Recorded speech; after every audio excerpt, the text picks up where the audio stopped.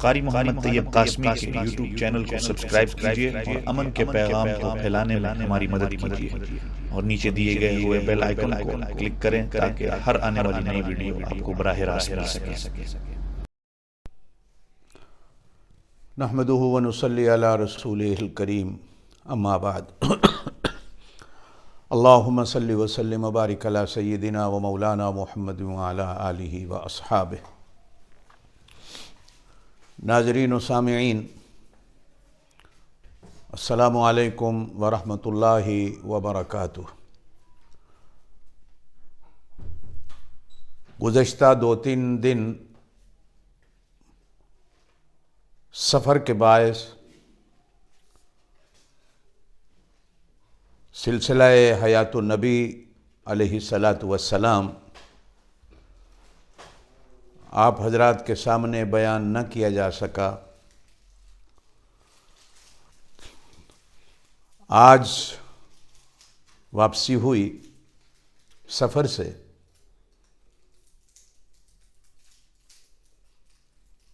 تو اپنے اس سلسلے کو آگے چلانے کے لیے آپ حضرات سے محو گفتگو ہوں۔ دعا ہے کہ اللہ پاک ہمارے اس سلسلے کو چلاتا رہے اور جس طرح زنجیر سے جڑتی ہے تو سلاسل بنتا ہے، اللہ کرے کہ ہم بھی اس زنجیر سے جڑتے ہوئے قیامت والے دن جناب نبی کریم علیہ الصلاۃ والسلام کی شفاعت کے حقدار اور مستحق ہو سکے۔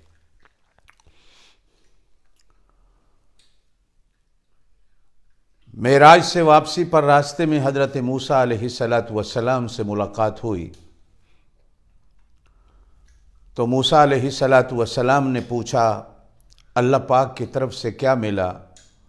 فرمایا کہ میری امت کے لیے 50 نمازیں ملیں جو میں نے خوشی خوشی لے لیں۔ حضرت موسیٰ علیہ الصلاۃ والسلام نے عرض کی کہ میری امت پر 3 نمازیں تھیں، میری امت اس کے اندر بھی کوتاہی کر جاتی تھی، یہ 5 نمازیں آپ کی امت کیسے پڑھے گی؟ آپ تو اپنی امت کے لیے رحمت بنا کے بھیجے گئے ہیں، دربار خداوندی میں واپس جائیے اور اللہ سے استدعا کیجئے کہ اس کے اندر کمی کی جائے۔ چنانچہ جناب نبی کریم علیہ الصلاۃ والسلام واپس ہوئے، 5 معاف کر دی گئیں، 45 رہ گئیں۔ پھر موسیٰ علیہ الصلاۃ والسلام نے دوبارہ کہا پھر جائیے۔ اس طرح موسیٰ علیہ الصلاۃ والسلام نے بار بار جناب نبی کریم علیہ الصلاۃ والسلام کو دربار خداوندی میں جا کر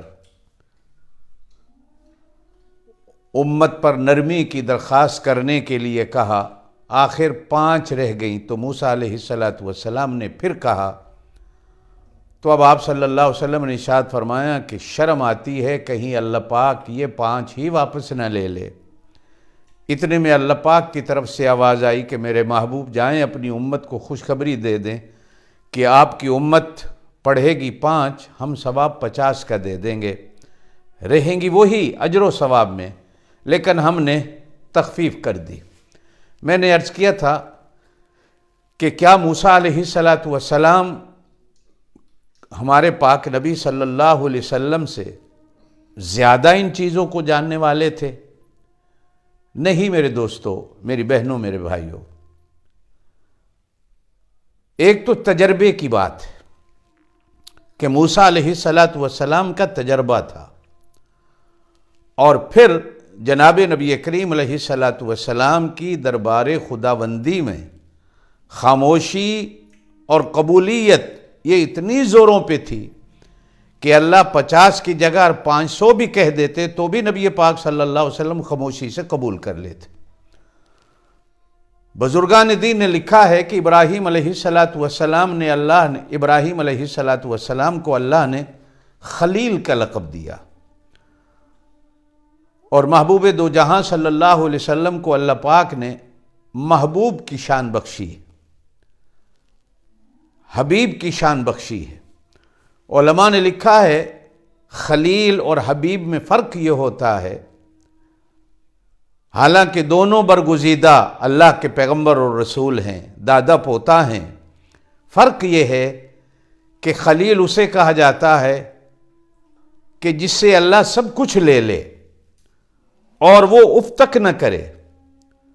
اور حبیب وہ ہوتا ہے کہ جس کو اللہ سب کچھ دے دے اور حبیب کچھ بھی نہ رکھے اور دینے میں ذرا بھی بخل نہ کرے، جو کچھ اللہ دے اسے قبول کر لے اور پھر اسے راہ خدا بندی میں دے دے۔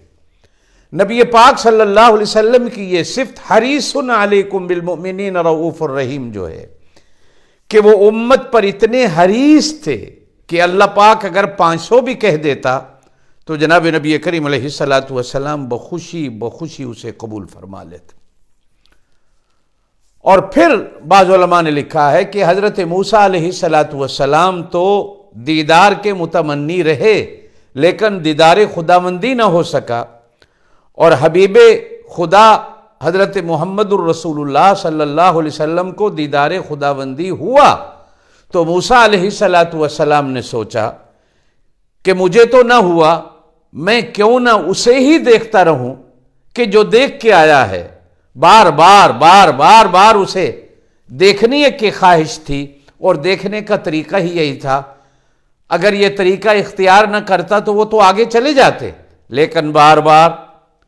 بار یہ آنا جانا لگا رہا تاکہ میں رج کر خوب سیر ہو کر ان کا دیدار کر سکوں جو دیدار اصلی سے فیض یاب ہو کے واپس آ رہے۔ لیکن تقدیر خداوندی ہر چیز پر غالب ہے، فیصلہ وہی ہوتا ہے، بدلتا تو نہیں اللہ کا، لیکن اتنا ضرور کہہ دیا گیا کہ اگر پڑھیں گے 5 تو ہم ثواب 50 کا دیں گے۔ ناظرین و سامعین، جناب نبی کریم علیہ السلام نے ارشاد فرمایا کہ نماز مومن کی معراج ہے، اور آپ صلی اللہ علیہ وسلم کی معراج دربار خداوندی میں حاضری کی تھی، اور یہ نماز معراج کی رات کا تحفہ ہے جو جناب نبی کریم علیہ السلام کو امت کے لیے دیا گیا۔ آپ اور میں دنیاوی تحفے اور ہدایا کہیں سے ملتا ہے تو اس کی کتنی قدر و قیمت کرتے ہیں کہ شیشے کی الماریوں میں سنبھال کے رکھتے ہیں اور نیچے لکھوا دیتے ہیں کہ میری برتھ ڈے پر یا میرا قرآن حفظ کرنے پر، میرے عالم ہونے پر، میری شادی ہونے پر یہ گفٹ فلاں میرے دوست نے مجھے تحفہ دیا تھا، تاکہ وہ یادگار رہے، اس کی ہم اتنی حفاظت کرتے ہیں۔ اور جو تحفہ اللہ پاک نے ہمارے لیے، آپ وہ ہاتھ دیکھیے برکت والے، وہ زبان دیکھیے برکت والی، وہ جھولی دیکھیے برکت والی جو اللہ سے ہمارے لیے لے کے آئی، وہ ہستی حضرت محمد الرسول اللہ صلی اللہ علیہ وسلم۔ دینے والے کی عظمت کو بھی سامنے رکھیے گا اور جو ہستی لائی ہے ان کی عظمت کو بھی سامنے رکھیے گا، تو ان دو عظیم ہستیوں کے ہاں سے جو چیز ہمیں ملی ہوگی وہ چیز کتنی بڑی عظمت والی ہوگی۔ جس طرح ان دونوں ہستیوں کو چھوڑنے سے تباہی اور بربادی ہمارا مقدر ہے، بعین اسی طرح ان دونوں ہستیوں کی طرف سے ملنے والی چیز کو چھوڑ دینا اور اس چیز کی بے قدری کر دینا کہیں ایسا نہ ہو کہ ہمارے لیے بھی تباہی اور بربادی کا باعث بن جائے۔ نبی پاک صلی اللہ علیہ وسلم نے ارشاد فرمایا کہ بندہ جتنا نماز میں اللہ کا قرب پاتا ہے کسی اور چیز میں اتنا قرب نہیں ملتا، پھر نماز میں بھی سجدے میں جب آدمی جاتا ہے اور جبین نیاز سجدے میں زمین پر رکھ دیتا ہے تو سجدے کی حالت میں سب سے زیادہ انسان کو اللہ کا قرب ملتا ہے، اور اس قرب سے جو انسان کو ذہنی تسلی اور سکون ہوتا ہے وہ ناقابل بیان ہے۔ ہمارے بعض بزرگان دین تو کہا کرتے تھے کہ سنا ہے جنت میں نماز نہیں ہوگی، پھر اس جنت کا کرنا کیا جس جنت میں نماز نہ ہو؟ یعنی حالانکہ جنت تو انعام پانے اور لینے کی جگہ ہے، لیکن پھر بھی نماز سے عشق اتنا بڑھا اس جنت کو کیا کرنا جس جنت میں نماز نہ ہو۔ ہر بندہ مومن پر ہر حالت میں بلوغت کی عمر کے بعد 5 وقت کی نماز کو ادا کرنا فرض ہے۔ جس طرح ہم واقعہ معراج کو بیان کرتے ہیں یا واقعہ معراج کو سنتے ہیں، یا جس طرح اس رات کی ہم نے نماز بنا لی، روزہ بنا لیا، اور نماز کے طریقے بھی اپنی طرف سے بنا لیے، حالانکہ یہ سب بدعت ہیں۔ کاش کہ ہم اس چیز کو لیتے کہ اس معراج کی رات ہمیں کیا ملا۔ جانے والے گئے، لے جانے والا لے گیا، ہمارا اس میں کیا فائدہ ہے؟ 2 فائدے۔ سب سے بڑا فائدہ کہ یہ امت کتنی شان والی ہوگی کہ جس نبی کی اتنی شان کہ وہ وہاں تک گئے جہاں کوئی ملک نہ جا سکا، جہاں کوئی برگزیدہ نبی اور پیغمبر نہ جا سکا۔ کتنے بڑے فخر کی بات ہے اس امت کے لیے کہ ہم اس رسول کی امتی ہیں جس ہستی کو اللہ پاک نے عرش بری کا، اپنے ہاں حاضری کا معراج بخشا۔ اور نمبر 2، نماز جیسا عظیم تحفہ جو اللہ کو سب سے زیادہ بندے کے اعمال میں سے عمل پسند ہے۔ بے شک کبھی کبھی بعض اور اعمال بھی نماز سے بھی بڑھ جاتے ہیں، لیکن معراج کی رات کا جو تحفہ اور ہدیہ ہے وہ نماز۔ نبی پاک صلی اللہ علیہ وسلم فرماتے ہیں کہ بیت المقدس مجھے واپس لایا گیا، اور پھر اسی طرح بیت المقدس سے واپسی میری مکہ میں ہوئی، اور قرآن کہتا ہے لیلن، یہ رات کے کچھ حصے میں ہوا۔ اپنی عشاق سے جناب نبی کریم علیہ الصلوۃ والسلام نے پورا واقعہ بیان کیا تو واقعہ پورے مکہ میں پھیلا۔ کفار مکہ نے مذاق اڑایا کہ مہینے کا سفر ہے، اونٹ کا جانے کا، مہینے کا آنے کا سفر ہے، یہ صرف بیت المقدس تک کا ہے، اور یہ کہہ رہے ہیں کہ میں راتوں رات 7 آسمانوں کی سیر بھی کرایا ہوں، جنت کی سیر بھی کرایا ہوں، جہنم بھی دیکھ۔ یہ کیسے ممکن؟ ابو جہل مذاق اڑاتا اڑاتا مکے کی کسی گلی سے گزر رہا تھا تو جناب صدیق اکبر رضی اللہ تعالیٰ عنہ سے ملاقات ہو گئی، اور یہ واقعہ جب جناب نبی کریم علیہ الصلوۃ والسلام نے اپنے عشاق میں بیٹھ کے بیان فرمایا تو اتفاق ایسا کہ اس مجلس میں سیدنا ابو بکر صدیق موجود نہ تھے۔ ابو جہل نے بتایا اور قسم کھا کر بتایا کہ تمہارے یار نے یوں کہا ہے، تو فرمایا میں تمہاری زبان سے سن کر اقرار کرتا ہوں، تصدیق کرتا ہوں کہ اگر میرے یار نے کہا ہے تو سچ کہا ہے۔ اگر میرا اللہ ایک لحظے میں آسمان سے جبریل کو قرآن دے کر زمین پہ بھیج سکتا ہے، اور وہ جبریل ایک لحظے میں واپس جا سکتا ہے، تو میرا اللہ اس پر بھی قادر ہے کہ وہ اپنے محبوب کو ایک لحظے میں آسمانوں پر بلائے، عرش بری پہ بلائے، اور پھر واپس بھی بھیج دے۔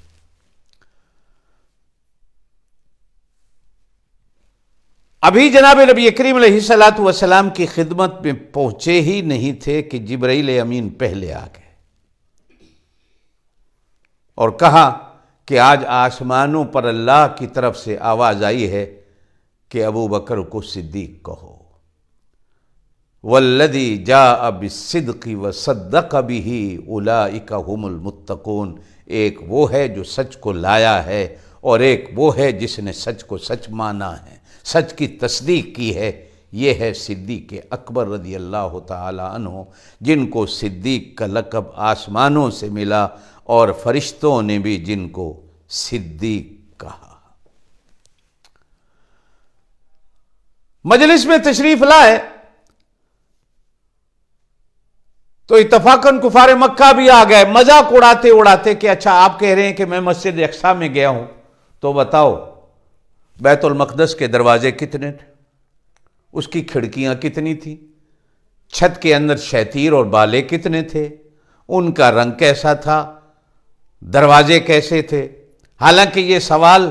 بیوقوفوں والے تھے، لیکن ان کے ہاں تو چونکہ یہ مذاق تھا. جناب صدیق اکبر رضی اللہ تعالیٰ عنہ بھی یہ باتیں سن رہے ہیں کہ اتنے میں جبرائیل امین پورا بیت المقدس اٹھا کے لائے اور جناب نبی کریم علیہ الصلاۃ والسلام کے سامنے رکھ دیا کہ دیکھتے جائیں اور ان کو بتاتے جائیں اور ان کو شرماتے جائیں. جناب نبی کریم علیہ الصلاۃ والسلام نے پورا نقشہ بیت المقدس کا دیکھتے گئے اور بتاتے گئے. جب خاموشی اختیار کی تو جناب صدیق اکبر رضی اللہ تعالیٰ عنہ نے عرض کی آپ نے جو کہا صحیح کہا، میں کئی بار جا کر دیکھ کے آیا ہوں، بعین ہی بیت المقدس کا نقشہ یہی.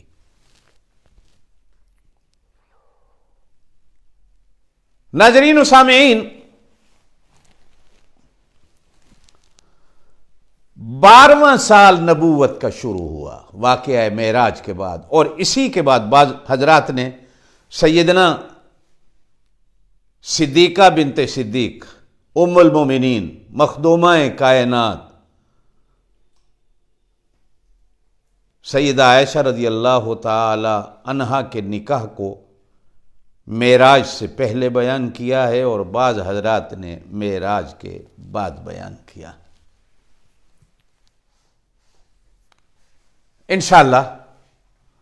یہ کل پرسوں بیان آئے گا. سن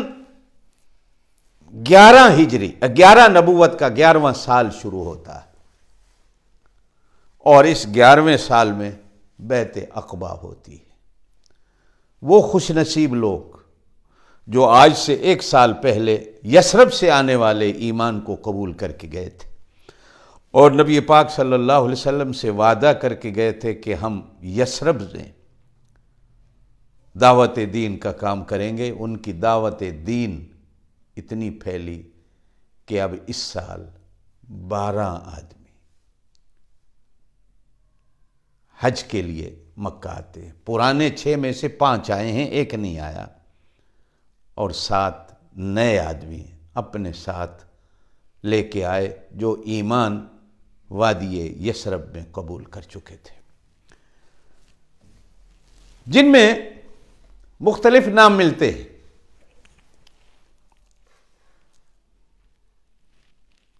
حضرت معاذ ابن حارث ابن افرا، حضرت ذکوان بن عبد القیس، حضرت عبادہ بن صامت مشہور صحابی،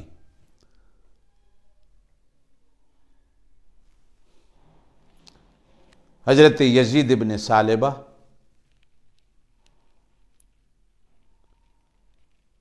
عباس بن عبادہ،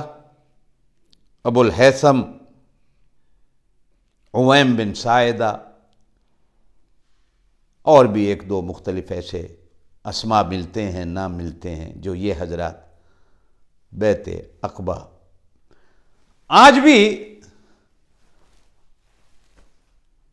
بڑے شیطان کو جب کنکریاں مار کر آپ مکہ کی طرف روانہ ہوتے ہیں تو دائیں طرف پہاڑوں میں گھری ہوئی ایک پیلے رنگ کی، یلو رنگ کی مسجد پہاڑوں کے اندر، راستوں کے اندر چھپی ہوئی تھی، بعد میں نکلی ہے، نظر آتی. بعین یہ وہی جگہ ہے جہاں یہ بیعت عقبہ ہوتی ہے، اور ان لوگوں کا خیمہ یہاں تھا، جس میں وعدے کے مطابق رات کے اندھیرے میں جناب نبی کریم علیہ الصلاۃ والسلام ان کے خیمے میں تشریف لاتے ہیں. عہد و پیمان ہوتے ہیں. یہ نئے آنے والے جناب نبی کریم علیہ الصلاۃ والسلام کے دست حق پر ایمان کی بیعت کرتے ہیں، اور ان کے ساتھ جب واپسی ہوتی ہے تو جناب نبی کریم علیہ الصلاۃ والسلام مشہور صحابی حضرت زبیر بن عوام کو قرآن پاک کی تعلیم کا استاد بنا کر ساتھ روانہ کرتے ہیں.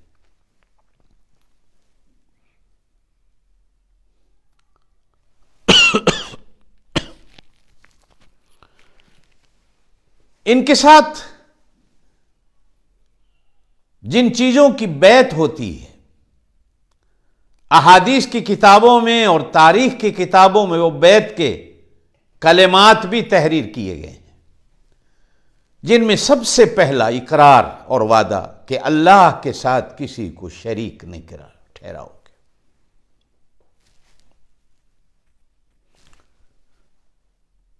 چوری نہیں کرو گے،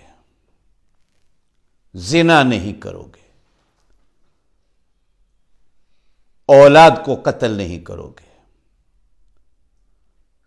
اپنے ہاتھ اور پاؤں کے درمیان سے کوئی بات گھڑ کر یعنی کسی پر بہتان نہیں لگاؤ گے، اور نبی پاک صلی اللہ علیہ وسلم کی نافرمانی نہیں کرو گے۔ فرمایا کہ جو شخص ان باتوں پر عمل کرے گا اللہ اس کو اجر دے گا، اور جو ان میں سے کسی ایک بات کا بھی مرتکب ہوگا کرے گا اس کو سزا بھی ہوگی اور اس کا کفارہ بھی ہوگا۔ ہاں اگر اللہ اس پہ پردہ ڈال دے تو ٹھیک، یہ اللہ اور اللہ کے بندے کے ساتھ معاملہ ہوگا۔ حضرت عبادہ بن صامت رضی اللہ تعالیٰ عنہ چونکہ اس مجلس میں موجود تھے، وہ نئے مسلمان تھے، بخاری شریف کے اندر یہ پورا واقعہ ان سے بیان کیا گیا۔ چنانچہ حضرت مصعب بن عمیر رضی اللہ تعالیٰ عنہ کو، اور بعض مورخین نے لکھا ہے کہ حضرت عبداللہ بن ام مکتوم کو بھی جناب نبی کریم علیہ الصلوۃ والسلام نے ساتھ روانہ کیا ہے، اور وادی یثرب میں پہنچ کر قبا بھی وادی میں حضرت اسد بن زرارہ رضی اللہ تعالیٰ عنہ کے گھر کو مرکز بنایا گیا، اور یہ گھر دعوت ایمان کا مرکز بنا رہا، اور حضرت مصعب بن عمیر اسی گھر میں قرآن کی تعلیم بھی دیتے، نماز بھی پڑھاتے اور دعوت دین کا کام بھی کرتے۔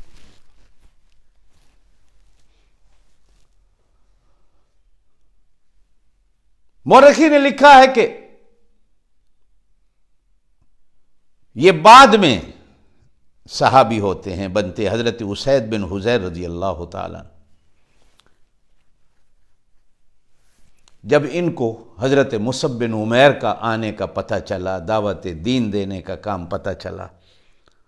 کہ یہ اس طرح کام کر رہے ہیں، تو آئے اور ڈانٹ کر کہنے لگے کہ تم ہمارے علاقوں میں آ کر ہمارے مجبور و معذور لوگوں کو اپنے دین کی طرف بلانے آئے ہو، بہتر یہ ہے کہ یہاں سے چلے جاؤ، کوئی اور جگہ مرکز بناؤ، ورنہ جو ہوگا وہ دیکھا جائے گا۔ حضرت مصعب بن عمیر نے بڑے پیار سے عرض کی کہ دیکھو پہلے ہماری بات تو سنو، اور اگر ہماری بات اچھی نہ لگے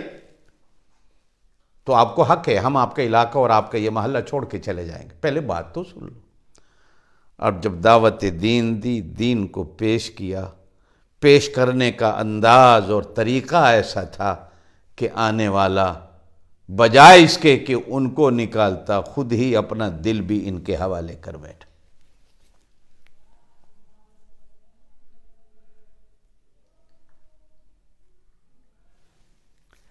اب جب یہ چاہنے لگے تو اب انہوں نے ان سے کہا کہ وہ میرا دوست قبیلے کا سردار حضرت سعد بن معاذ، اس وقت تک ابھی حضرت نہیں تھے، میں ان کو بھیجتا ہوں،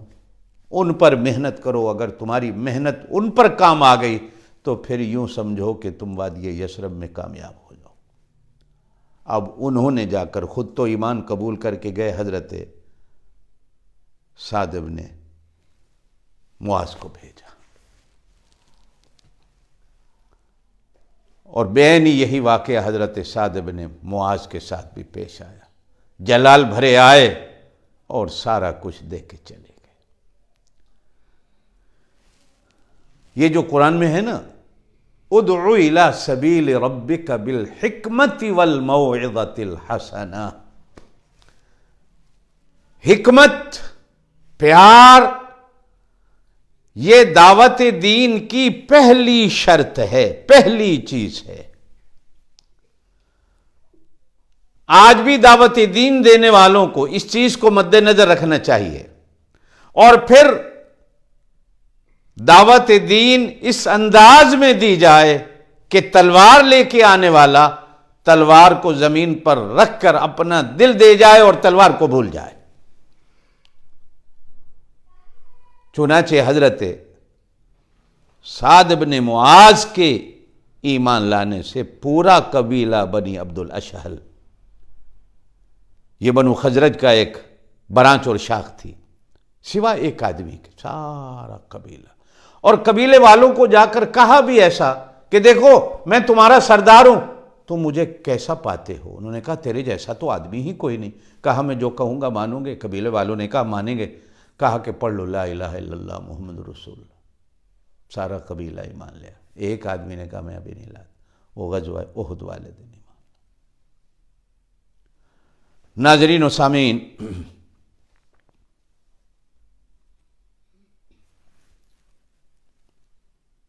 ان حضرات کے ایمان لانے سے پھر آئندہ سال جو آیا تو پھر نہ 5 تھے نہ 7 اور تھے، بلکہ 70-72 آدمی آتے، اور پھر ان 70 اور 72 بنیاد تو ان لوگوں سے تھی نا جو بیت اولا اور بیت عقبہ میں آئے تھے۔ یثرب مدینۃ النبی بنا، قیامت تک کے لیے اسلام کا مرکز بنا، جنت کا ٹکڑا بنا، اور نبی پاک صلی اللہ علیہ وسلم نے قیامت تک کے لیے اپنے قیام کے لیے مدینے کو قبول اور پسند فرمایا، اور نبی پاک صلی اللہ علیہ وسلم نے اس مدینے کے لیے